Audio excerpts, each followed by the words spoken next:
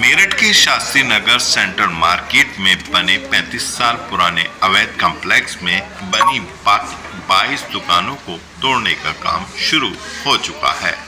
Supreme court के आदेश से शुरू हुआ एक्शन। प्रशासन के बुलडोजर एक्शन से पहले कारोबारी अपनी दुकानों के सामने बैठकर फूट कर रोने लगे। उन्होंने कहा कि अब उनका क्या होगा, कहां जाएंगे और किस तरह से अपना गुजारा करेंगे। भारी फोर्स और पीएससी के और एटीएस के साथ ड्रोन से निगरानी की गई। वहीं एक बहुत बड़ा सवाल ये भी उठ रहा था कि जो भाजपा नेता उनके मसीहा बनते थे या व्यापारी वर्ग जिसको वोट दे रहा था, आखिर वो कहाँ नदारद थे। ये सवाल बहुत ज़्यादा पूछा जा रहा था, जबकि ये सवाल अपने आप में सवालिया निशान बना हुआ था। वहीं जैसे ही हथौड़ा दुकानों पर कॉम्प्लेक्स पर पड़ता था, व्यापारियों के दिल हिल जाते थे। लगातार व्यापारी अधिकारियों से इसी कोशिश में लगे थे कि थोड़ी देर के लिए काम रोक दिया जाए, यानी कहीं ना कहीं से उनके लिए कोई मदद आ जाए, लेकिन उनकी कोशिश नाकाम थी। सुप्रीम कोर्ट का आदेश था और अधिकारी मजबूर थे। वहीं देखने वाली बात यह है कि इस कश्मकश में, इन्हीं कोशिशों में लगातार व्यापारी भी अपने फोन इधर उधर खड़का रहे थे, कोई मदद ना आ पा रही थी और देखते ही देखते ये कॉम्प्लेक्स धराशायी हो गया। यानी बुलडोजर बाबा ने अपना काम अंजाम तक पहुंचा दिया। अब सवाल यही उठता है कि बाकी दुकानों का क्या होगा, यानी इस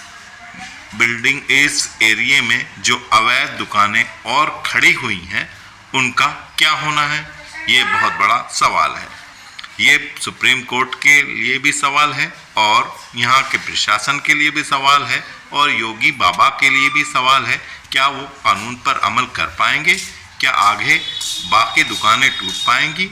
ये सवाल अभी भी खड़ा हुआ है और पत्रकार भी इसी सवाल का जवाब ढूंढ रहे हैं।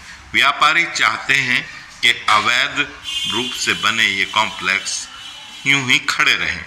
वहीं अवैध तो अवैध है, कहीं भी बना हो, किसी का भी हो, मुल्ला जी का हो या पंडित जी का, अवैध अवैध है। लेकिन अवैध की परिभाषाएं अब कुछ बदल चुकी हैं। मौजूदा सरकार में अवैध वही है जो सरकार के है, लेकिन यहाँ तो सुप्रीम कोर्ट का हथौड़ा है भाई, ये तो चलकर ही रहेगा और रुकने का नहीं है जब तक कानून अपना काम कर देगा। आइए अधिकारी जो वहाँ पर मौजूद थे उनका क्या कहना है वे आपको सुनवाते हैं। बुलडोजर कार्रवाई की गई है, क्या कुछ कहेंगे? ये माननीय उच्चतम न्यायालय के आदेशों के क्रम में की जा रही है। आवासीय भूखंड पर व्यावसायिक प्रयोग किया जा रहा है, उसके क्रम में कार्रवाई की जा रही है।